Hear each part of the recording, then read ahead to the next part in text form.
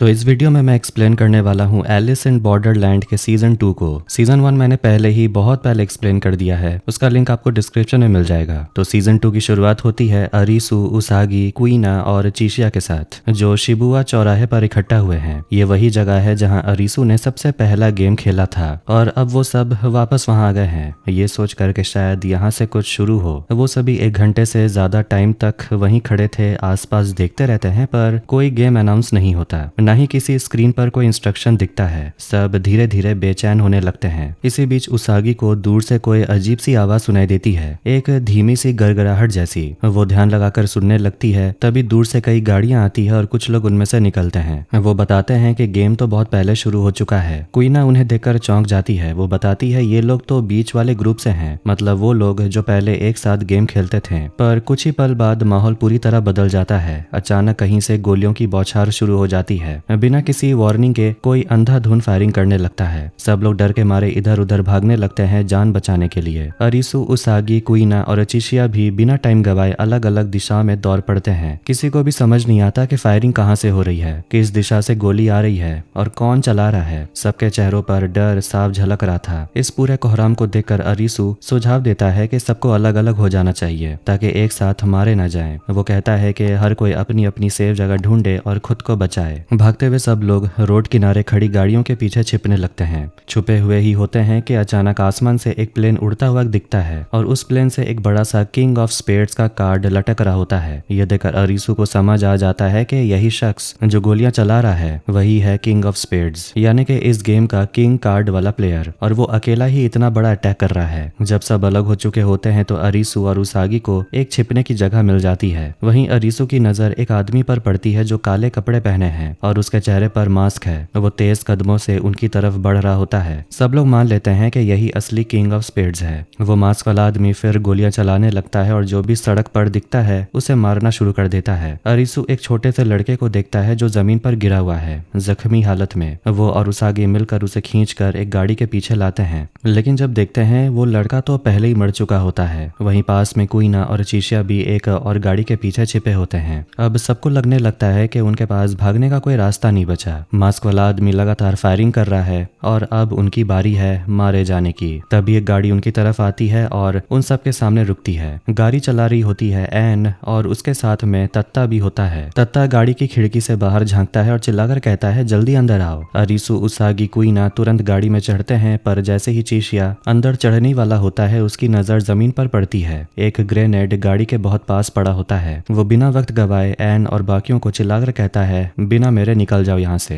N गाड़ी दौड़ाती है और तत्ता सबको लेकर वहां से निकल जाता है। गाड़ी में बैठी क्वीना बहुत परेशान दिखती है। उसे चीशिया की चिंता हो रही थी, लेकिन अरिसु उसे कहता है कि चिंता मत करो, चीशिया बहुत बहादुर है, वो अपना ख्याल खुद रख सकता है। जैसे ही तत्ता सबको उस गोली वाले जगह से दूर ले जाता है, गाड़ी में बैठे ही पूरा ग्रुप मीरा के बारे में बात करने लगता है कि वो असल में कौन है, क्या वो इंसान है या गेम मास्टर, और वो यहाँ इस गेम में क्यों है। इसी दौरान एक और बात सबको समझ आती है कि इस बार पूरा शहर ही बैटलफील्ड बन चुका है, क्योंकि प्लेन हर जगह उड़ रहा है। इसका मतलब यह है कि अब सिर्फ एक जगह नहीं बल्कि पूरा शहर ही इस गेम का हिस्सा है। वहीं दूसरी तरफ मीरा को दिखाया जाता है जो इस खूनी खेल को देखकर मुस्कुरा रही है। ऐसा लग रहा है जैसे वो इस नरसंहार का मजा ले रही हो, चाहे लोग मर रहे हो, रो रहे हो। दूसरी ओर जब अरिसु और उसका ग्रुप बस जिंदा रहने की कोशिश कर रहा होता है, तभी वो मास्क वाला आदमी 4 और खिलाड़ियों को मार देता है जो एक कार में थे, और फिर उनकी कार को चुरा लेता है ताकि अरिसु के ग्रुप का पीछा कर सके। कुछ ही देर में वो मास्क वाला आदमी अरिसु और उसके दोस्तों के बेहद करीब पहुंच जाता है और फिर फायरिंग शुरू कर देता है। ये देखकर के तत्ता बहुत धीरे गाड़ी चला रहा है एन तुरंत ड्राइविंग सीट पर बैठ जाती है और गाड़ी को फुल स्पीड में लेकर दौड़ाती है, मगर एक मोड़ पर उसे बीच रोड में क्रैश कर देती है। किस्मत से कोई ज्यादा घायल नहीं होता,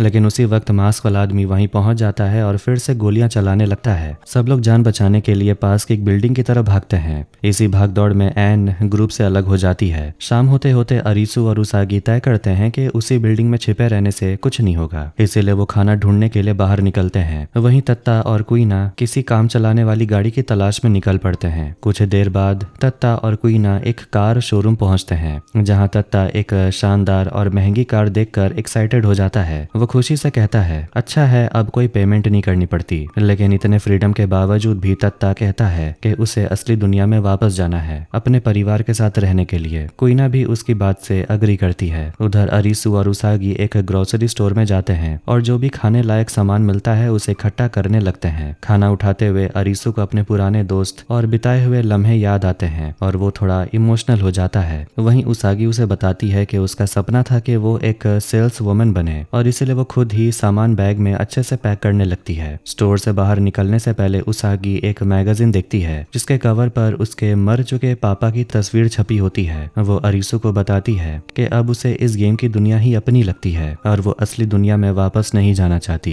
ये सुनकर अरिसु उसे वादा करता है कि वो हमेशा उसके साथ रहेगा और हर हाल में उसकी रक्षा करेगा। बाद में जब अरिसु और उसागी सड़क पर खाने का बैग उठाए चल रहे होते हैं तभी तत्ता और कुइना कार में वहां पहुंचते हैं। दोनों को अंदर बिठाकर गाड़ी से वहां से निकलते हैं। अगली सुबह ग्रुप मिलकर सोचता है कि अगर वो ऐसे ही छिपते रहेंगे तो वो मास्क वाला आदमी एक न एक दिन ढूंढ ही लेगा और उन्हें मार देगा। इसीलिए अरिसु कहता है कि उन्हें गेम का नक्शा बनाना होगा, यानी कि कहां और कौन कौन से गेम हो रहे हैं इसकी जानकारी जुटानी होगी। वो समझाता है कि जिंदा रहने के लिए उन्हें उस मास्क वाले से तेज और चालाक बनना होगा और गेम मास्टर्स की स्ट्रेटेजी को तोड़ना होगा, तभी उन्हें असली जानकारी मिलेगी। वो बताता है कि क्लब टाइप के गेम्स में टीम वर्क सबसे ज्यादा मायने रखता है, इसलिए उनका अगला कदम होगा किंग ऑफ क्लब्स का पीछा करना जो पोर्ट के आसपास घूम रहा है। अरिसु को उम्मीद है कि किंग कार्ड से उन्हें और भी ज्यादा जानकारी मिल सकती है जो उन्हें इस जानलेवा गेम से बाहर निकालने में मदद करेगी।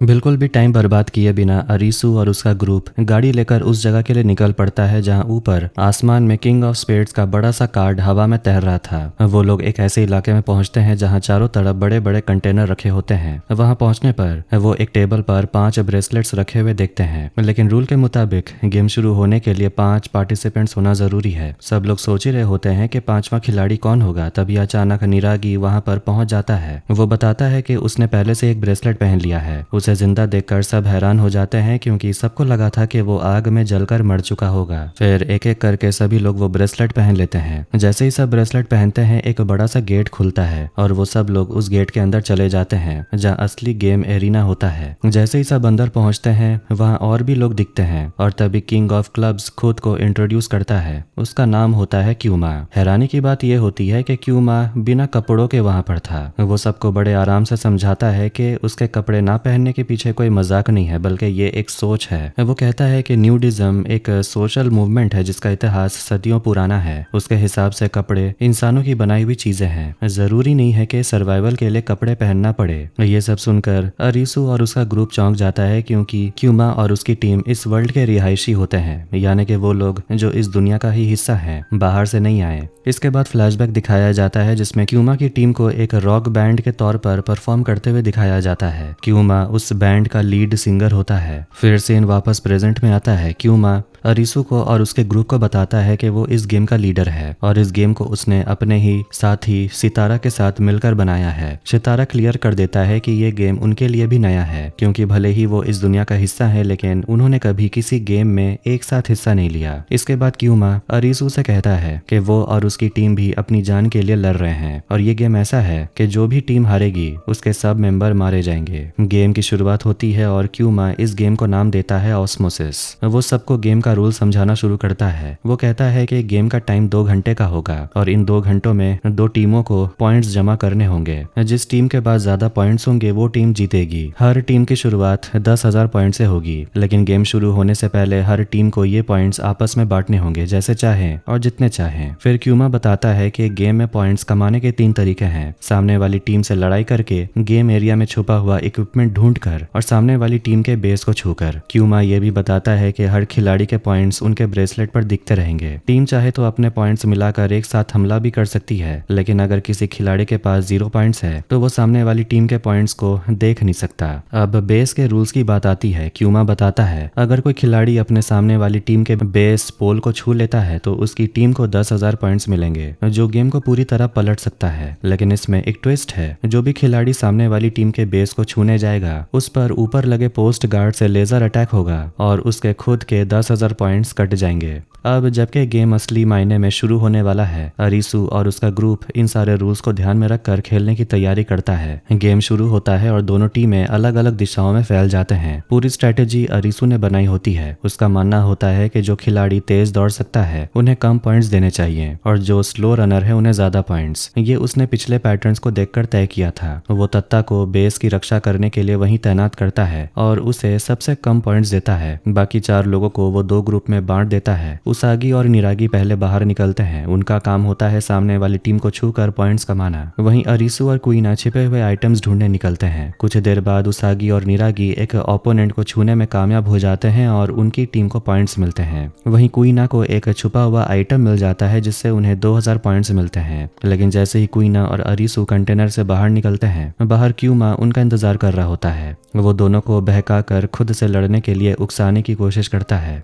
अरीसू फैसला करता है कि वो अकेले क्यूमा से लड़ेगा, लेकिन जैसे ही क्यूमा उसे छूता है, क्यूमा को 2000 पॉइंट्स मिल जाते हैं। बाद में कुइना और अरीसू मिलकर सितारा को घेर लेते हैं और उसे फाइट करके 2000 पॉइंट्स और कमा लेते हैं। यहाँ क्यूमा की बड़ी गलती ये थी कि उसने अपनी टीम के सभी खिलाड़ियों को बराबर पॉइंट्स बांट दिए थे। जब उन्हें पता चलता है कि अरीसू की टीम उनसे 6000 पॉइंट्स आगे है, तब सितारा और क्यूमा मिलकर एक नया प्लान बनाते हैं। अब उनका टारगेट बनता है तत्ता, जो बेस पर अकेला खड़ा होता है। उन्हें लगता है कि वही एक रास्ता है जिससे वो वापसी कर सकते हैं, चाहे जान जाने का रिस्क ही क्यों ना हो। क्यूमा की टीम सिर्फ यूटा को छोड़कर तत्ता की तरफ बढ़ती है। उस वक्त अरीसू की टीम अभी भी आइटम्स ढूंढने में लगी होती है। जब तत्ता को लगता है कि अब हमला होने वाला है, वो तुरंत बेस पोल को टच करता है और अपने पॉइंट्स को इनफाइनाइट कर लेता है। हमले के दौरान गोकेन, क्यूमा और माकी बेस पोल को छूने में कामयाब होते हैं, लेकिन सितारा नहीं कर पाता क्योंकि तत्ता उसे छू लेता है। इससे सितारा के सारे पॉइंट्स खत्म हो जाते हैं और वो गेम से बाहर हो जाता है। इस स्ट्रेटेजी के बाद क्यूमा की टीम 4000 पॉइंट से आगे होती है। अब जब अरीसू की टीम पिछड़ने लगती है तो वो दोबारा बट जाती है ताकि फिर से पॉइंट्स कमाने के लिए आइटम खोजे जा सके।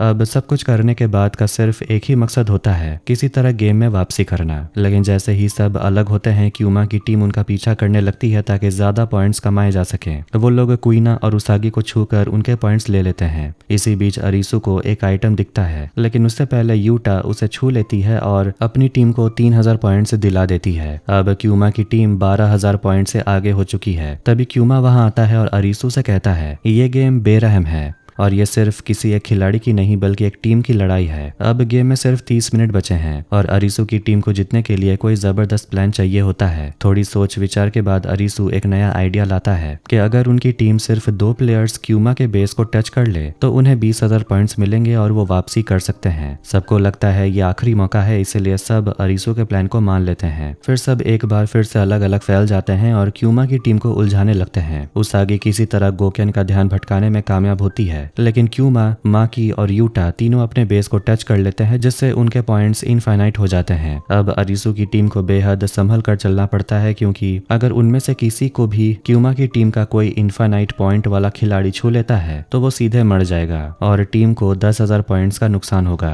अब टीम की गिनती होती है और अरीसू, कुइना और निरागी तीनों क्यूमा के बेस की तरफ दौड़ पड़ते हैं। कुइना माकी को डिस्ट्रैक्ट करती है और अरीसू, जिसका ब्रेसलेट ऑफ होता है, क्यूमा को इलेक्ट्रिक शॉक देता है। इस मौके का फायदा उठाकर निरागी दौड़ता है और यूटा को चकमा देकर बेस को टच कर लेता है। इसके बाद निरागी वापस आकर माकी से लड़ाई करने लगता है ताकि कुइना को बेस तक पहुंचने का मौका मिले, लेकिन अफसोस यूटा और माकी मिलकर कुइना को बेस से दूर धकेल देते हैं और अपनी टीम के लिए 500 पॉइंट्स कमा लेते हैं। अब गेम में सिर्फ 20 मिनट बचे हैं और क्यूमा की टीम अभी भी 3000 पॉइंट्स आगे होती है। अगले सीन में दिखाया जाता है कि अरीसू की टीम में बाकी मेंबर्स मायूस होकर अलग अलग कोनों में बैठे होते हैं, लेकिन अरीसू हार मानने को तैयार नहीं होता। वो अभी भी कोई और रास्ता ढूंढ रहा होता है पॉइंट्स कमाने का। उसागी भी हार मानने वालों में से नहीं होती। वो अकेले ही मैदान में निकल पड़ती और आखिरी आइटम ढूंढ लेती है, जिससे उसकी टीम को 2500 पॉइंट्स मिल जाते हैं। दूसरी तरफ निरागी अब बहुत बुरी हालत में होता है। वो पूरे गेम में वो काफी खून बहा चुका होता है। मरने से पहले वो अपनी टीम से मुंह मोड़ लेता है और उसागी पर हमला कर लेता है। जब उसागी पलट कर जवाब देती है तो निरागी उसका सिर जमीन पर पटक कर उसे बेहोश कर देता है। अब जब अरीसू को लगता है कि टीम को सिर्फ 500 पॉइंट्स और चाहिए बराबरी पर लाने के लिए, वो फैसला करता है कि उसे क्यूमा के बेस पर दोबारा अटैक करना ही होगा। फिर वो अकेले ही क्यूमा की बेस की तरफ दौड़ता है ताकि टीम को जीत दिला सके और शायद इस मौत के खेल से सबको बाहर निकाल सके।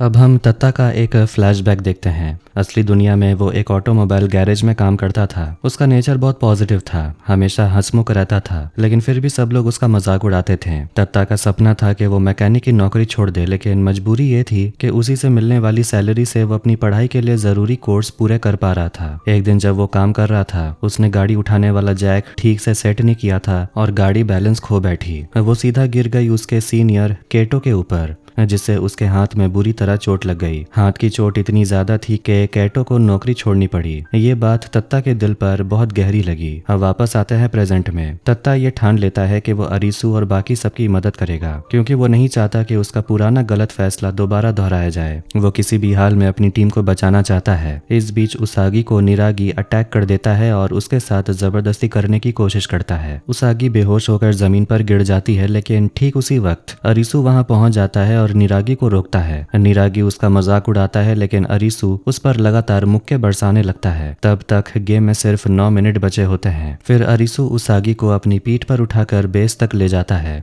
वहां पहुंचकर उसागी उसे माफी मांगती है कि वो उसकी मदद नहीं कर पाई। अब जबकि सिर्फ 7 मिनट बचे हैं, अरीसू को कोई तरकीब सोचनी होगी जिससे वो क्यूमा के बेस को छू सके। दूसरी तरफ क्यूमा को यकीन होता है कि अब उसकी टीम जीतने वाली है, इसीलिए वो सैर पर निकल जाता है। अरीसू उसे समंदर के किनारे मिल जाता है। दोनों के बीच एक इमोशनल बातचीत होती है। अरीसू क्यूमा को थैंक यू कहता है उसके पहले दिए गए सुझावों के लिए, और आखिरी बार हाथ मिलाने को कहता है। क्यूमा पहले मना कर देता है, क्योंकि उसे पता होता है ऐसा करने से उसके कुछ पॉइंट्स ट्रांसफर हो सकते हैं, लेकिन फिर भी वो मुस्कुराते हुए हाथ मिलाने आ जाता है। जैसे ही दोनों हाथ मिलाते हैं, स्कोर बोर्ड पर अपडेट होता है। क्यूमा के पॉइंट्स अरीसू को ट्रांसफर हो जाते हैं और अरीसू की टीम 500 पॉइंट से लीड पर आ जाती है। वहां मौजूद सभी लोग हैरान हो जाते हैं जब गेम की आवाज अनाउंस करती है कि अरीसू की टीम अब लीड कर रही है। क्यूमा अरीसू की चाल को देखकर मुस्कुराता है और पूछता है, तुमने ये कैसे किया? अब सीन थोड़ा पीछे जाता है, जहाँ कुछ मिनट पहले तत्ता अपने हाथ को कंटेनर के दरवाजे से जोर जोर से मार रहा था। अरीसू उसे ऐसा करते देखता है और उसे रोकने दौड़ता है। तत्ता बताता है कि उसके पास एक आइडिया है जिससे वो टीम को जीत दिला सकता है। वो चाहता है कि उसके हाथ से ब्रेसलेट निकाल लिया जाए। पहले तो अरीसू मना करता है, लेकिन फिर तत्ता उसे समझाता है कि रूल्स में कहीं भी ये नहीं लिखा है कि ब्रेसलेट निकालने से सजा मिलेगी, और यही एक तरीका है जिससे वो जीत सकते हैं। अरीसू उसकी मदद करता है और तत्ता अपने हाथ से ब्रेसलेट निकाल देता है। जैसे ही ब्रेसलेट निकलता है, अरीसू उसे पहन लेता है और उसके पास एक्स्ट्रा 10,000 पॉइंट्स आ जाते हैं। क्योंकि तत्ता बेस से बाहर कभी गया ही नहीं था, इसीलिए क्यूमा की टीम उसके पॉइंट्स नहीं चुरा पाई, और उसका ब्रेसलेट अब भी एक्टिव था, जिससे वो क्यूमा की टीम से पॉइंट ले सकता था। तत्ता अरीसू का शुक्रिया अदा करता है कि उसने उसकी अच्छाई और पॉजिटिव सोच की कद्र की, वरना बाकी सब तो हमेशा उसकी नीयत पर शक ही करते रहते हैं। वहीं दूसरी तरफ किंग यानी क्यूमा की टीम हार को खुशी खुशी एक्सेप्ट करती है और कोई भी क्यूमा को इसका जिम्मेदार नहीं ठहराता। खेल के खत्म होने का इंतजार करते हुए अरीसू दोबारा क्यूमा का शुक्रिया अदा करता है और कहता है कि वो उसे एक अच्छा दोस्त मानता है, क्योंकि उसी ने उसे साथ में लड़ने और खुद पर भरोसा करना सिखाया। अरीसू एक सवाल करता है कि अगर मैं ये सारे गेम जीत गया तो क्या मुझे रियल वर्ल्ड में वापस जाने को मिलेगा? क्यूमा सीधा जवाब नहीं देता, बस इतना कहता है कि अरीसू को अपनी दिल की सुननी चाहिए और खुद अपने फैसले लेने चाहिए। वो कहता है कि अरीसू को दूसरों की राह पर नहीं चलना चाहिए, बल्कि अपनी जिंदगी अपनी शर्तों पर जीनी चाहिए। ये सुनकर अरीसू कहता है कि काश वो दोनों रियल वर्ल्ड में मिले होते तो बहुत अच्छे दोस्त बन सकते थे। क्यूमा मुस्कुराता है, हार को गर्व से एक्सेप्ट करता है और एक पत्थर के ऊपर खड़ा हो जाता है। तभी आसमान से लेजर बीम गिरती है और क्यूमा की पूरी टीम मारी जाती है। दूसरी ओर बेस पर उसागी होश में आती है और कुइना उसे जीत की खबर देती है। अरीसू भागकर तत्ता के पास जाता है और उसके सैक्रिफाइस के लिए उसे थैंक यू कहता है, लेकिन अफसोस ज्यादा खून बह जाने के वजह से तत्ता की वहीं मौत हो जाती है। अरीसू समंदर के किनारे उसके लाश को दफनाकर उसे आखिरी अलविदा कहता है। इसके बाद कुइना, अरीसू और उसागी वादा करते हैं कि अब वो हर हाल में ये गेम्स जीतेंगे, तत्ता के बलिदान के खातिर। यहाँ तक कि निरागी भी पहली बार तत्ता की कुर्बानी को लेकर शुक्रगुजार महसूस करता है। अब यहाँ से सीन शिफ्ट होता है टेओ प्रिजन में, यानी एक नई जगह पर जहाँ कई प्लेयर्स एक नए गेम को शुरू करने का इंतजार कर रहे थे। हैरानी की बात यहाँ है कि चीशिया वहीं मौजूद होता है। सारे प्लेयर्स अपने अपने कॉलर पहने हुए एक सेंट्रल गार्ड रूम में खड़े हैं। तभी स्क्रीन पर गेम का नाम दिखाया जाता है, सॉलिटरी कन्फाइनमेंट। एक बड़ी स्क्रीन पर रूल्स बताए जाते हैं। सबको अपने कॉलर के पीछे लगी कार्ड की साइन को सही सही गेस करना है। लेकिन ट्विस्ट यह है कि कोई खुद अपनी कार्ड को नहीं देख सकता, उन्हें किसी और की मदद लेनी होगी। अगर जवाब गलत हुआ तो कॉलर फट जाएगा और प्लेयर की वहीं मौत हो जाएगी। इससे बचने के लिए प्लेयर्स को एक जैक ऑफ हार्ट्स को ढूंढना होगा जो उन्हीं के बीच कहीं छुपा हुआ है। गेम का असली मकसद है इस जैक ऑफ हार्ट्स की पहचान करना, वरना वो लोग उस जेल में जिंदगी भर कैद रह सकते हैं। अंदर खाने पीने का पूरा इंतजाम है ताकि लोग वहां सालों तक जिंदा रह सकें, लेकिन बाहर कभी निकल पाएंगे जब सही इंसान की पहचान हो जाए। जैसे ही रूल्स अनाउंस होते हैं, सारे प्लेयर्स आपस में ग्रुप बनाना शुरू कर देते हैं ताकि एक दूसरे की मदद कर सकें। चीशिया भी धीरे धीरे आगे आता है और इस बार उसे एक सच्चा पार्टनर भी मिल जाता है। जैसे जैसे राउंड पूरे होते हैं, ग्रुप के लोग एक एक कर एक दूसरे को धोखा देने लगते हैं। सब अपने कॉलर का सिंबल झूठ बोलने लगते हैं ताकि सामने वाला गलत जवाब दे और उसका कॉलर फट जाए। इस वजह से कई प्लेयर मरने लगे। जब 9वें राउंड का अंत हुआ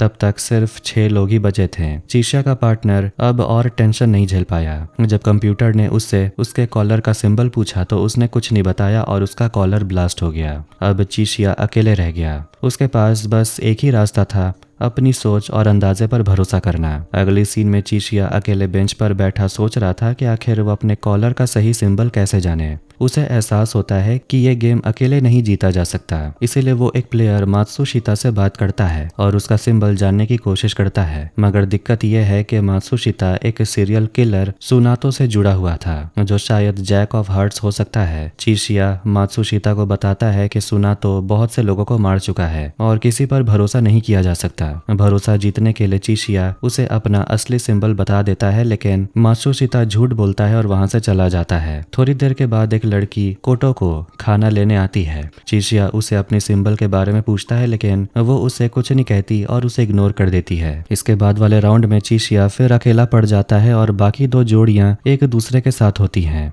लेकिन मात्सुशिता उन्हें भी मैनिपुलेट कर देता है कि वो अपने पार्टनर का सिंबल झूठा बताएं। जब सॉलिटरी कन्फाइनमेंट में सिंबल चुनने का वक्त आता है तो चीशिया अपने अंदाजे से डायमंड को चुनता है। मात्सुशिता अकेले कन्फाइनमेंट से बाहर निकलता है और सोचता है कि शायद अब वही अकेले बचा है। वो जोर जोर से हंसने लगता है, लेकिन तभी चीशिया, सुनातो और याबा बाहर आते हैं। यह देखकर मात्सुशिता हक्का बक्का रह जाता है। इसके बाद चीशिया मात्सुशिता पर इल्जाम लगाता है कि वही जैक ऑफ हार्ट्स है, मगर मात्सुशिता शांति से मना कर देता है। चीशिया उसे प्रूफ करने के लिए बताता है कि उसने देखा कि कैसे वो और कोटो को कैफेटेरिया में बिना बोले सिर्फ कुकीज के फ्लेवर के जरिए एक दूसरे को सिंबल बता रहे थे। फिर भी मात्सुशिता मानने को तैयार नहीं होता, लेकिन याबा और सुनातो उसे पकड़कर एक सेल में बंद कर देते हैं और उसे पीटने लगते हैं। उसी वक्त चीशिया जेल से बाहर निकल जाता है और आसमान में उड़ता हुआ प्लेन जिसमें जैक ऑफ हार्ट्स का कार्ड होता है जल कर राख हो जाता है।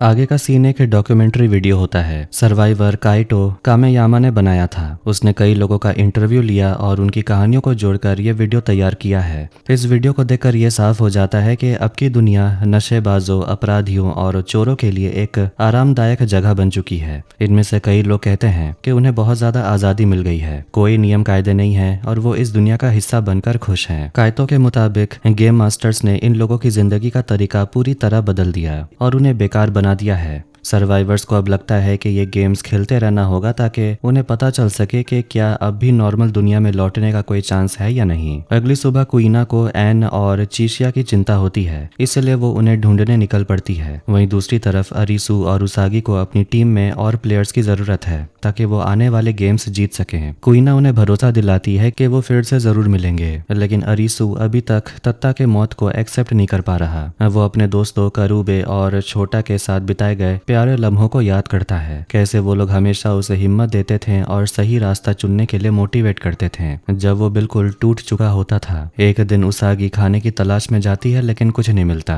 फिर वो अरिसु के पास लौटती है और उसे मदद मांगती है। उसागी उसे सुझाव देती है कि उन्हें शिकार पर जाना चाहिए ताकि कुछ खाना मिल सके। अरिसु भी भूखा होता है, इसलिए वो दोनों पास में एक पार्क में रैबिट पकड़ने निकल पड़ते हैं। वो कई बार कोशिश करते हैं, लेकिन उन्हें कामयाबी नहीं मिलती। अरिसु थक हार कर हार मानने लगता लगता है उसी वक्त दोनों को पास में कुछ गिरने जैसी आवाज आती है। वो उस आवाज के पीछे जाते हैं और मेन रोड पर पहुंचते हैं जहां बहुत सारे लोग मरे हुए पड़े होते हैं। उन मरे हुए लोगों में से अरीसू को काइतो दिखता है। अरीसू उसके पास जाता है। मरने से पहले काइतो बस इतना बता पाता है कि उसने बहुत सारी फिल्में रिकॉर्ड की हैं जो वो इस जगह पर रहते हुए बना रहा था। और ज्यादा जानने के लिए अरीसू और उसागी काइतो के वैनिटी वैन में जाते हैं और वहाँ बहुत सारे रिकॉर्डिंग्स पाते हैं। वो सब वीडियो एक एक कर देखने लगते हैं और उन्हें पता चलता है कि काइतो ने सारे वीडियो एक छोटे 8mm कैमरा से रिकॉर्ड की थी। इन वीडियोस में उन्हें एन भी दिखती है जो पेड़ों के ग्रोथ और पानी के लेवल पर रिसर्च कर रही होती है। आखिर में एन ये कहती है कि वो टोक्यो से बाहर जाने की कोशिश कर रही है ताकि पता लग सके कि इस सब तबाही के पीछे कौन है। अगली वीडियो में काइतो सेता गया के एक एरिया में जाता है जहाँ किसी इंसान के बारे में खबर है जो इस पूरे दुनिया में आने का हर एक पल याद रख सकता है। बाद में पता चलता है कि वो एक औरत है जिसके दिमाग की सर्जरी हुई थी, फिर भी उसे सब कुछ याद है। वो औरत बताती है कि उसे जिन लोगों को ट्रांसफॉर्मेशन के वक्त देखा था वो इंसान नहीं थे। जैसे ही वो कुछ और कहने लगती है, किंग ऑफ स्पेड्स वहां आ जाता है और उस औरत समेत उस पूरे मोहल्ले के लोगों को मार डालता है। फिर कहानी वापस अरीसू और उसागी पर आती है। जब डॉक्यूमेंट्री खत्म होती है तभी उन्हें बाहर से कुछ आवाजें सुनाई देती हैं। वो जल्दी से वैन का दरवाजा खोलते हैं और देखते हैं कि हवा में किंग ऑफ स्पेड्स का कार्ड उड़ रहा था। वो समझ जाते हैं कि किंग ऑफ स्पेड्स पास में ही है, इसलिए दोनों वैन से भागते हैं। लेकिन किंग ऑफ स्पेड्स उन्हें देख लेता है और पीछा करने लगता है। अपनी जान बचाने की कोशिश में अरीसू और उसागी अलग हो जाते हैं। अभी अरीसू समझ नहीं पाता कि क्या हो रहा है, तभी कोई उसे जोर से चेहरे पर मारता है और वो बेहोश हो जाता है। रात में जब अरीसू को होश आता है तो वो खुद को एक औरत के पास बैठा हुआ पाता है। अरीसू से पूछता है कि उससे किसने बचाया। वो औरत कहती है कि उसके ग्रुप का एक साथी उसे यहाँ बचा कर लाया। फिर अरीसू हैरान रह जाता है जब वो औरत उसका नाम लेकर पुकारती है। वो पूछता है कि उसे उसका नाम कैसे पता, तो वो औरत उसे उस आदमी की तरफ इशारा करती है जिसने उसकी जानकारी दी थी। अरीसू जैसे ही उस आदमी की तरफ बढ़ता है देखता है वो कोई और नहीं बल्कि अगुनी है। अब अरीसू अचानक अगुनी को देखकर हैरान रह जाता है कि वो जिंदा है। अगुनी वही बंदा है जिसने पहले सीजन में बीच वाले इंसिडेंट में दूसरों को बचाने के लिए अपनी जान कुर्बान कर दी थी। अब अगुनी कहता है कि उसे अब जीने की कोई चाह नहीं है, उसका बस एक ही मकसद है, गेम के मास्टर्स को मारना ताकि बाकियों की जिंदगी थोड़ी आसान हो सके। एक तरफ अरीसू को खुशी होती है कि अगुनी वापस आ गया, लेकिन साथ ही उसे उसागी की भी फिक्र है और वो उसे ढूंढना चाहता है। अगुनी कहता है कि ये गेम उसके जैसे इंसान के लिए परफेक्ट है जिसे जिंदा रहने के लिए कोई उम्मीद ही ना हो। फिर वो अरीसू से पूछता है कि वो किस वजह से अब तक जिंदा है, क्या वो ये सब उसागी के लिए कर रहा है। लेकिन अरीसू इससे इनकार कर देता है और उसे क्यूमा की बात याद आती है कि इंसान को जिंदा रहने के लिए कोई वजह नहीं चाहिए होती। इसके बाद अगुनी बताता है कि उसने एक लड़की अकाने के साथ टीम बना ली है ताकि किंग ऑफ स्पेड्स को जंगल में फंसाकर मारा जा सके। अकाने एक विकलांग लड़की है जिसकी एक टांग नहीं है। अब कहानी अकाने की फ्लैशबैक में जाती है। जब वो स्कूल में थी, अकाने स्कूल में सबसे पॉपुलर और सुंदर लड़की होती थी और कई लड़के उसके पीछे घूमते थे। एक दिन जब वो अपने फ्रेंड्स के साथ स्कूल के बाहर निकल रही होती है तभी आसमान में पटाखों जैसी आवाज आती है और सब कुछ बदल जाता है। अकाने अचानक खुद को एक बड़े फुटबॉल मैदान में पाती है जहाँ उसके फोन पर एक मैसेज आता है, game is about to begin, मतलब गेम की शुरुआत होने वाली है। गेम का नाम होता है बॉइलिंग डेथ, जिसमें सबको मैदान में भागना होता है क्योंकि पूरा एरिया गिरने वाला होता है। थोड़ी ही देर में जमीन हिलने लगती है और अकाने फटाफट भागती है। तभी जमीन फटती है और उसमें से उबलता हुआ पानी निकलता है। कई लोग उसमें जलकर मर जाते हैं, लेकिन अकाने किसी तरह बच जाती है। बचते बचते वो एक बिल्डिंग के खंडरों में पहुंचती है और वहां उसके पैर में एक लोहे की रॉड घुस जाती है। वो काफी देर रोती है, फिर हिम्मत करके रॉड निकालती है और मदद ढूंढने निकलती है। अब घिसटते घिसटते वो एक हॉस्पिटल तक पहुंचती है, लेकिन वहां डॉक्टर उसे बताता है कि उसका पैर इन्फेक्टेड है और उसे काटना पड़ेगा। और ऊपर से डॉक्टर शर्त रखता है कि वो तभी इलाज करेगा अगर अकाने उसके साथ सोने के लिए तैयार हो। जिंदा रहने की चाह में अकाने हाँ कर देती है और अपना टांग कटवा लेती है। दूसरी तरफ अगुनी अपने पुराने दोस्त हैटर को याद करता है और उसकी कल्पना में उससे बात करता है, लेकिन हैटर इस बार उसे उल्टी सीधी बातें कहता है और उसे डीमोटिवेट करता है कि वो किंग ऑफ स्पेड्स के सामने क्यों खड़ा हो रहा है। वो ये भी ताना मारता है कि पिछले सीजन में विच को ढूंढने के चक्कर में अगूनी ने कई मासूम को मारा था। अगूनी अंदर से खुद को भी मारना चाहता है लेकिन बाहर से दिखाता है जैसे उसे कोई और मरने पर मजबूर कर रहा हो। अगली सुबह अरीसू उठता है तो देखता है कि अकाने कपड़े बदल रही है। अकाने बात करने लगती है कि जिंदगी का कोई भरोसा नहीं, कब क्या हो जाए, और फिर वो अरीसू के करीब आने की कोशिश करती है लेकिन अरीसू उसे दूर कर देता है। तभी अगूनी वहां पहुंचता है और अकाने पीछे हट जाती है। अरीसू उसागी को ढूंढने की बात करता है लेकिन अगूनी मना कर देता है कि अकेले वहां जाना काफी खतरनाक होगा, क्योंकि जैसे ही अरीसू कहीं दिखाई देगा किंग ऑफ स्पेड्स हमला कर देगा। अगूनी बताता है कि गेम मास्टर्स के पास ट्रैकिंग डिवाइस और भी कई सारे टूल्स हैं जिससे वो खिलाड़ियों को ढूंढ लेते हैं। अगूनी फिर अपनी एक प्लानिंग बनाता है। वो, अकाने और अरीसू मिलकर डिसाइड करते हैं कि वो किंग ऑफ स्पेड्स को पहाड़ियों की तरफ लाकर उस पर हमला करेंगे। जल्दी अगूनी एक परफेक्ट जगह ढूंढ लेता है जहां वो ट्रैप्स सेट करेंगे ताकि जैसे ही किंग उस एरिया में आए उन्हें पता चल जाए। रात का वक्त होता है। अरीसू पहरेदारी कर रहा था लेकिन उसे नींद भी आ रही होती है। उसी समय उसकी किस्मत खराब हो जाती है क्योंकि किंग ऑफ स्पेड्स वहां पहुंच जाता है और उस पर बंदूक तान देता है। लेकिन तभी अकाने वहां पहुंच जाती है और वहां धुआं फैलाने वाला बम फेंकती है ताकि किंग का ध्यान भटक जाए। इस मौके का फायदा उठाकर अगूनी गोली चलाता है लेकिन king of spades bullet proof jacket पहना होता है और उसे कुछ नहीं होता। वो दोबारा खड़ा हो जाता है। इसके बाद अरीसू उसे भटकाने के लिए पूरी कोशिश करता है लेकिन किंग उस पर ग्रेनेड फेंक देता है। जान बचाने के लिए अरीसू नदी पर छलांग लगाकर भाग जाता है। अब मिशन की जिम्मेदारी अगूनी पर आ जाती है लेकिन वो बैलेंस खो देता है और उसके सिर पर गहरी चोट लग जाती है जिससे वो बेहोश हो जाता है। किंग ऑफ स्पेड्स वहां से चला जाता है और अकाने अगूनी को झाड़ियों में छुपा देती है। अगली सुबह नदी का बहाव अरीसू को एक नई जगह पर ले आता है। वो वहां उसागी को ढूंढने की कोशिश करता है लेकिन उसे कहीं नहीं मिलती। इस बीच बाकी प्लेयर्स के हालात भी दिखाए जाते हैं। एन कॉम्पास लेकर कुछ हिसाब किताब निकाल रही होती है। क्वीना नए गेम्स खेल रही होती है ताकि उसकी वीजा बढ़े। दूसरी तरफ उसागी एक घर में खाने की तलाश में जाती है जहां उसे एक लड़की और छोटा बच्चा मिलता है। उस बच्चे के माता पिता मर चुके होते हैं और उसकी हालत भी बहुत खराब होती है। अरीसू उसे गेम खेलने के लिए मनाने की कोशिश करती है। जब वो बच्चा गेम एरिना पहुंचता है तो पहले खेलने से मना कर देता है लेकिन उसागी किसी तरह उसे मना लेती है। तभी वहां मौजूद लोग उस पर गुस्सा करते हैं कि उसने एक छोटे बच्चे को गेम में घसीटा। उसी वक्त अरीसू भी वहां पहुंच जाता है जो उसागी को ढूंढ रहा होता है और उसे देखकर वो काफी खुश था। दोनों एक दूसरे को पाकर राहत महसूस करते हैं। फिर गेम शुरू होता है। इस गेम का नाम होता है चेकमेट और ये क्वीन ऑफ स्पेड्स का गेम होता है। बताया जाता है कि इसमें 2 टीमें होंगी, एक क्वीन की टीम और दूसरी चैलेंजर टीम। क्वीन टीम में 4 मेंबर स्क्रीन पर अपना परिचय देते हैं और चैलेंजर टीम में कुल 16 लोग होते हैं। छोटे बच्चे को क्वीन ऑफ स्पेड्स खुद चुनती है चैलेंजर टीम का हिस्सा बनने के लिए और वो खुद अपनी टीम लीड करती है। गेम के नियम होते हैं, हर खिलाड़ी की पीठ पर एक बटन होगा। चैलेंजर टीम वालों को नीला और क्वीन टीम का लाल। अगर कोई खिलाड़ी दूसरे टीम के किसी भी मेंबर से टैग हो जाता है, मतलब बटन दब जाता है, तो उसे उस टीम में जाना पड़ेगा। अंत में जिस टीम के पास ज्यादा खिलाड़ी होंगे वही जीतती है। हारने वाली टीम के सभी मेंबर्स मारे जाएंगे।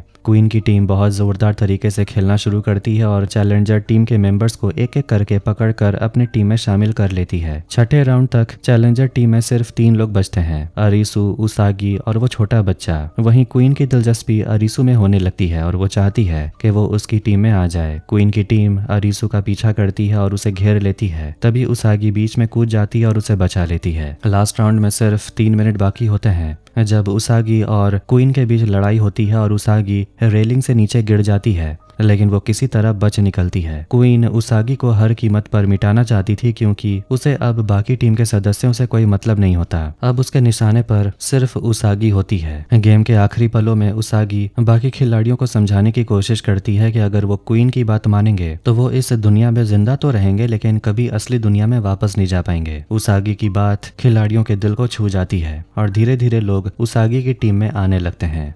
इस बीच क्वीन ऑफ स्पेड्स अपने टीम मेंबर्स को कंट्रोल कर रही थी ताकि वो अरीसू को पकड़ सके। ध्यान भटकाने के लिए उसागी एक गैस पाइप को फाड़ देती है जिससे अरीसू को भागने का मौका मिल जाता है, लेकिन क्वीन ने अपनी पूरी टीम को अरीसू को घेरने भेज दिया था। गेम के आखिरी सेकंड में अरीसू रेलिंग से कूद जाता है। आखिरकार उसागी और अरीसू कुछ और प्लेयर्स को अपनी टीम में जोड़ लेते हैं और क्वीन की टीम के आखिरी राउंड से पहले गेम जीत लेते हैं। अब क्वीन अकेले रह जाती है और रूल्स के हिसाब से क्वीन को मार दिया जाना था, लेकिन उससे पहले अरीसू उससे पूछता है कि क्या सभी फेस कार्ड गेम्स जीतने के बाद वो सभी असली दुनिया में लौट सकते हैं। क्वीन कोई सीधा जवाब नहीं देती, बस कहती है बाकी के गेम्स खेल लो, जवाब तुम्हें खुद मिल जाएगा। इसके बाद का सीन एक बड़ी बिल्डिंग के खंडर में होता है जहां उसागी और अरिसु पहुंचते हैं। वहां उन्हें गर्म पानी के सोते मिलते हैं। दोनों वहां थोड़े वक्त बिताने का फैसला करते हैं और एक दूसरे के करीब आ जाते हैं, इतना के किस भी कर लेते हैं। तभी वहां उन्हें कुछ हाथी दिखते हैं और ये सब देखकर अरिसु कहता है कि अब उसे ये दुनिया थोड़ी पसंद आने लगी है। इसके बाद हम देखते हैं एन को।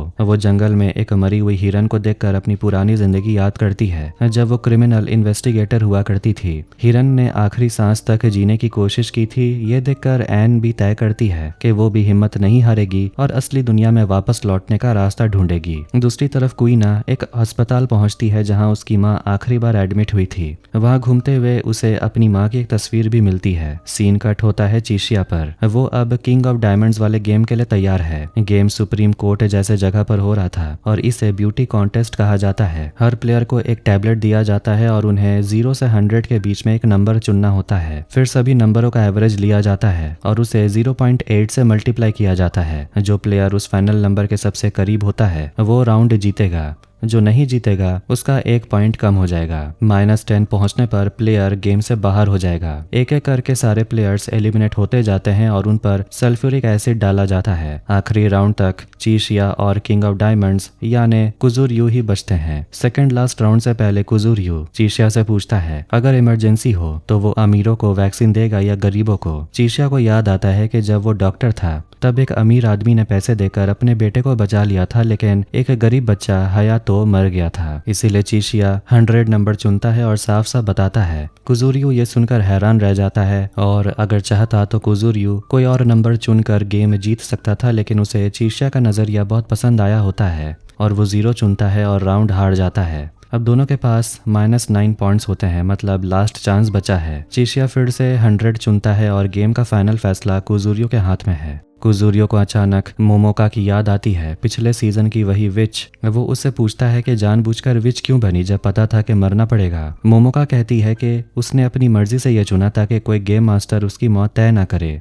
इंसान का दिल बहुत ताकतवर होता है और गेम की वजह से एक दूसरे को मारना नहीं चाहिए। ये बात कुजुरियो के दिल को छू जाती है और आखिरी राउंड में वो फिर से 0 चुनता है, मतलब चीशिया को बचा लेता है। चीशिया उसे पूछता है कि ऐसा तुमने क्यों किया, तो कुजुरियो कहता है पहली बार अपने आदर्शों को मैंने फॉलो किया और बिना गिल्ट के इस दुनिया से मैं जाना चाहता हूँ। फिर कुजुरियो पर सल्फ्यूरिक एसिड गिरता है और उसकी वहीं मौत हो जाती है। इधर अकाने अगुनी को मरता छोड़ देती है जब वो किंग ऑफ स्पेड से लड़ते हुए मर जाता है। अब वो ठान लेती है कि सीखी हुई बातों के साथ गेम्स खेलते रहेगी और जिंदा रहेगी। उसागी और अरिसु एक बेहतर भविष्य की उम्मीद करते हैं। एन और क्वीना भी लौटकर गेम्स खेलने आती है, बस एक मकसद के साथ, असली दुनिया में लौटना।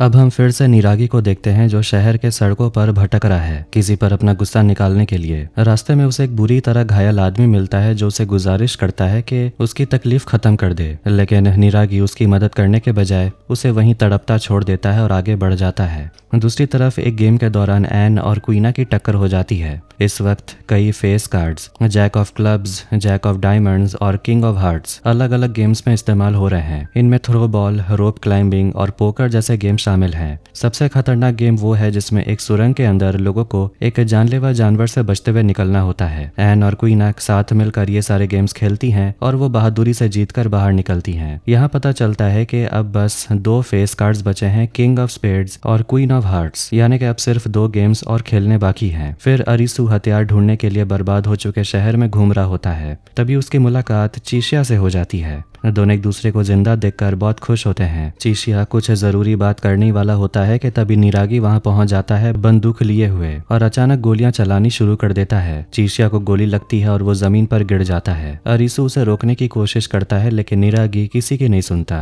वो तो ये तक कह देता है कि क्यों ना दोनों एक दूसरे को गोली मारे और सब खत्म करें। तभी चीशिया भी अंधाधुन गोली चलाता है और अरिसु और निरागी पास खड़ी गाड़ियों के पीछे छुप जाते हैं। तभी उसागी वहां पहुंचती और निरागी से गोली चलाना बंद करने की अपील करती है, लेकिन इरागी उसकी भी बात नहीं मानता और उस पर भी गोली चलाने लगता है। चीशिया उसागी को बचाने के लिए उसके आगे जाता है और खुद गोली खा लेता है। उसी समय अरिसु भी निरागी को गोली मार देता है। चीशिया जमीन पर पड़ा होता है, सांसें भी ठीक से नहीं चल रही होती हैं, लेकिन वो खुश होता है कि उसने उसागी और अरिसु को बचा लिया। अरिसु उसके पास आता है और पूछता है वो क्या बताना चाहता था, लेकिन चीशिया कुछ भी नहीं कह पाता और बेहोश हो जाता है। अचानक आसमान में एक प्लेन उड़ता नजर आता है जिस पर किंग ऑफ स्पेड्स का झंडा लगा होता है और दूर कहीं गोलियों की आवाजें सुनाई देती हैं। लोग डर के मारे इधर उधर भागने लगते हैं। तभी किंग ऑफ स्पेड्स आ धमकता है और गोलियां चलानी शुरू कर देता है। उसागी और अरिसु गाड़ी के पीछे छुपते हैं और वहां उन्हें क्वीना और एन भी मिलते हैं। अब वो चारों साथ आ जाते हैं और क्वीना अरिसु से पूछती है चीशिया कहाँ है, लेकिन अरिसु झूठ बोल देता है कि वो ठीक है। किंग ऑफ स्पेड्स अब रैंडम लोगों को मारता जा रहा था और ये चारों फैसला करते हैं कि अब इसे मिलकर हराना ही होगा। थोड़ी ही देर बाद किंग ऑफ स्पेड्स जो काले कपड़े और नकाब में होता है उनके सामने आ जाता है। जब वो एन पर हमला करता है, क्वीना बीच में आ जाती है और उसकी जान बचा लेती है। एन इसका फायदा उठाकर वहां से भाग जाती है, लेकिन अब किंग क्वीना का पीछा करने लगता है। फिर किंग अपना नकाब और कपड़े उतारता है और अपना चेहरा दिखाता है। जब वो अरिसु और उसागी का पीछा शुरू करता है तभी अकाने वहां पहुंचती है और तीर से उस पर वार करती है, पर अफसोस इसका भी उस पर कोई असर नहीं होता। अचानक अगुनी भी वहां पहुंच जाता है और किंग ऑफ स्पेड्स पर गोलियां चलाने लगता है। इसके बाद पूरी टीम दोबारा इकट्ठा होती है और मिलकर एक प्लान बनाती है कि किंग ऑफ स्पेड्स को नजदीकी दवाइयों की दुकान ड्रग स्टोर के अंदर बुलाकर उसमें धमाका कर देंगे जिससे वो मारा जा सके। अब जबकि किंग अपने हथियार ऊपर से उड़ते हुए प्लेन से लेता था, इसलिए टीम उसे वहां से दूर एक तंग गली की तरफ लाने की कोशिश करती है। जब तक क्वीना और एन उसे डिस्ट्रैक्ट करती है तब तक अरिसु दुकान के अंदर गैस के डिब्बे रखता है ताकि धमाका जोरदार हो। ये काम काफी रिस्की है, लेकिन अरिसु तैयार है। पर किंग बहुत ही चालाक और ताकतवर निकलता है। सब लोग मिलकर उस पर हमला करते हैं, लेकिन कोई भी उसे हरा नहीं पाता। तभी जब किंग अगुनी पर गोली चलाने वाला होता है तो अकाने बीच में आकर खुद को गोली खिला लेती है और अगुनी की जान बचा लेती है। उसके बाद किंग एन पर भी गोली चला देता है। क्वीना और उसागी भी रोकने की कोशिश करते हैं, लेकिन वो दोनों चाकू से घायल हो जाती हैं। अपनों को इस हालत में देखकर अगुनी गुस्से में आकर किंग पर बंदूक तानता है, लेकिन उससे पहले ही किंग गोली चला देता है और अगुनी के सिर को छूती हुई गोली उसे बेहोश कर देती है। अब सब जमीन पर पड़े होते हैं और किंग अरिसु का पीछा करने लगता है। अरिसु तेजी से उस ड्रग स्टोर में घुस जाता है और बम फेंकने की तैयारी करता है, लेकिन किंग अंदर नहीं आता और दूसरी तरफ से जाने लगता है। तभी अचानक अगुनी दोबारा आता है और किंग को जबरदस्ती धक्का देकर दुकान के अंदर धकेल देता है और दरवाजा तोड़ देता है। अरिसु थोड़ा झिझकता है क्योंकि अगुनी भी अंदर है, लेकिन अगुनी उसे इशारा करता है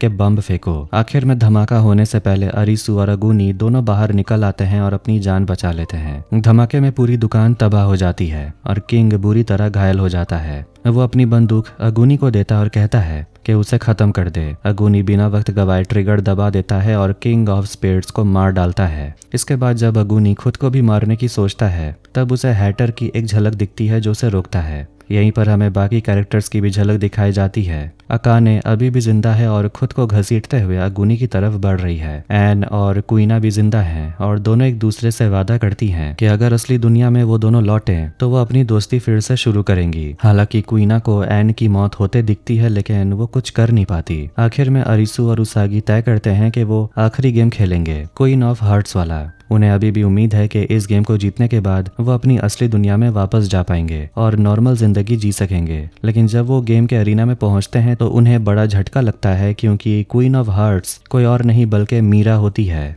जैसे ही अरिसु और उसागी क्वीन ऑफ हार्ट्स की गेम अरीना में पहुंचते हैं, मीरा उनका वेलकम करती है और आखिरी गेम क्वीन ऑफ क्रॉकेट के रूल समझाना शुरू करती है। वो बताती है कि ये गेम 3 राउंड का होगा और इसमें कोई जीतने वाला नहीं है, बस ये गेम पूरा करना होगा। गेम की शुरुआत होती है 4 अलग अलग रंग के बॉल्स और अलग अलग जगहों पर रखे हुए होल्स। अरिसु और मीरा दोनों खेलना शुरू करते हैं। पहला राउंड मीरा जीतती है और दूसरा अरिसु। उसागी की टांग में पहले से चोट लगी होती है जिससे कि काफी खून बह रहा था, इसलिए अरिसु चाहता है कि गेम जल्दी खत्म हो जाए, लेकिन मीरा बार बार गेम को टालते रहती है। दूसरे राउंड के बाद मीरा दोनों को चाय ऑफर करती है और कहती है ये भी गेम का हिस्सा है। सब एक टेबल पर बैठते हैं चाय पीने के लिए। अरीसू उससे सीधा सवाल करता है कि अगर हम ये गेम पूरा कर लें तो क्या हम अपने असली दुनिया में लौट सकते हैं। मीरा मुस्कुराते हुए कहती है कि उसका जवाब उन्हें तभी मिलेगा जब ये गेम खत्म होगा। फिर मीरा बोलना शुरू करती है कि कुछ ऐसी बातें जो अरीसू को और भी उलझन में डाल देती है। मीरा कहती है कि इंसान टेक्नोलॉजी में कितनी तरक्की कर चुका है। आर्टिफिशियल इंटेलिजेंस, कायरोजेनिक्स, सेल प्रोडक्शन जैसे एडवांस साइंस की बातें करती है। वो कहती है कि 1000 साल के बाद इंसानी जिंदगी इतनी आगे होगी कि मौत नाम की कोई चीज नहीं बचेगी। फिर वो कहती है कि अगले 50 साल में कैंसर जैसी बीमारियां खत्म हो जाएंगी, अमीर गरीब का फर्क मिट जाएगा और 500 साल के बाद तो बस डोपामिन शॉट से इंसान अमर हो जाएंगे। ये सब सुनकर अरीसू कंफ्यूज हो जाता है, लेकिन तभी मीरा हंसने लगती और कहती है कि उसने जो कुछ भी कहा वो सब झूठ था।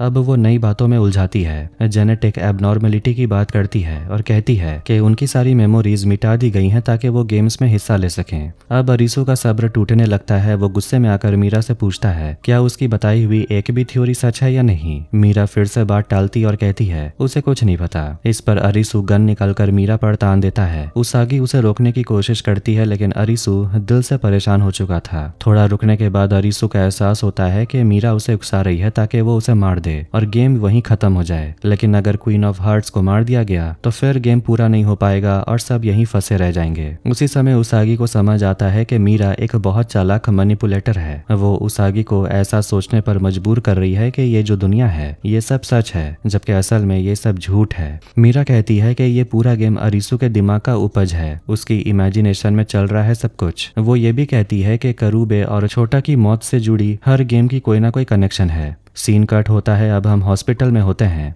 जहां अरीसू एक पेशेंट है और मीरा कानो उसकी थेरेपिस्ट बनी हुई है। उसागी भी उसी हॉस्पिटल में पेशेंट है और उसे अपने पापा की मौत से जुड़ी थेरेपी ले रही होती है। जैसा कि सीजन 1 में बताया गया था, छोटा और करूबे पब्लिक टॉयलेट तक पहुंचे ही नहीं थे। वो रोड क्रॉस करते वक्त एक्सीडेंट में मर गए थे। अरीसू अब भी अपने दोस्तों की मौत का गम नहीं भुला पाया था। उसे लगता है कि उसने करूबे और छोटा को बचा नहीं पाया और उसने उनकी मौत के बारे में सबसे झूठ भी बोला। इसी गिल्ट में वो खुद को कसूरवार मानता है और अब जीने का कोई मतलब नहीं देखता। वो सोचता है कि जो मीरा ने उसे गोलियां दी थी वो खा ले और इस गेम से बाहर निकल जाए। तभी अचानक उसागी एकदम से कमरे से आ जाती और अरीसू से बात करना शुरू करती है। वो कहती है कि गेम तभी खत्म होगा जब अरीसू खुद हार मान लेगा और यही मीरा चाहती है। लेकिन एक ट्विस्ट आता है। जैसे ही उसागी मानती है कि ये गेम असली है, उसके पैरों से फिर से खून बहने लगता है। अब ये कोई इल्यूजन नहीं हो सकता क्योंकि उसागी खुद भी इन गेम्स में हिस्सा ले चुकी है। वो अपनी कलाई भी काट लेती है ताकि अरीसू को यकीन हो जाए कि सब कुछ सच है। जैसे ही उसागी बेहोश होने लगती है, अरीसू उससे बात करता है और फिर फैसला करता है कि वो उसागी के साथ जीना चाहता है और उसी पल वो गेम खेलने का फैसला करता है। जैसे ही वो ये कहता है, सीन दोबारा छत पर चला जाता है। अब मीरा को समझ आ जाता है कि वो हारने वाली है, तो वो आखिरी राउंड शुरू करने का फैसला करती है।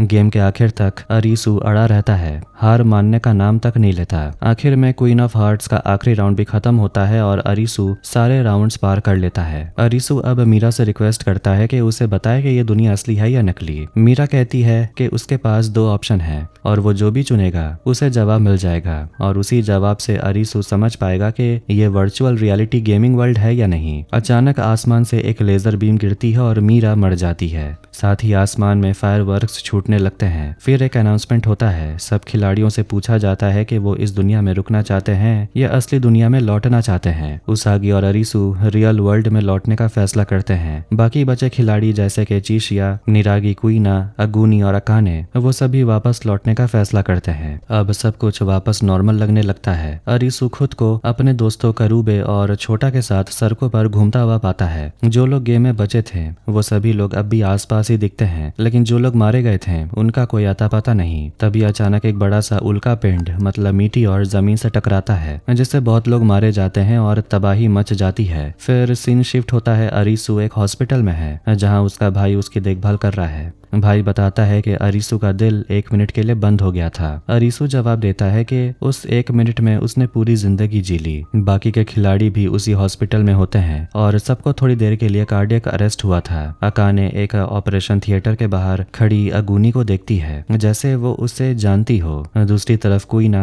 अपने मम्मी पापा से मिलती है जो उसे जिंदा देखकर बहुत खुश होते हैं। अब आखिरी सीन में अरीसू और उसागी एक दूसरे से अजनबी की तरह मिलते हैं, लेकिन दोनों को एक अनजाना सा कनेक्शन महसूस होता है। वो थोड़ी देर बातें करते हैं और फिर हॉस्पिटल से बाहर जाने का प्लान बनाते हैं। आखिरी सीन में एक टेबल पर कुछ कार्ड्स रखे उड़ जाते हैं, बस एक जोकर कार्ड वहीं रह जाता है जो ये बताता है कि कहानी शायद अभी तक खत्म नहीं हुई। और इसी के साथ एलिस इन बॉर्डरलैंड सीजन 2 यहीं पर एंड हो जाती है। तो आपको ये वीडियो कैसा लगा कमेंट करके जरूर बताएं। वीडियो पसंद आया तो वीडियो को लाइक कर दे, चैनल को भी सब्सक्राइब कर दें। मिलते हैं नेक्स्ट वीडियो में। Take care.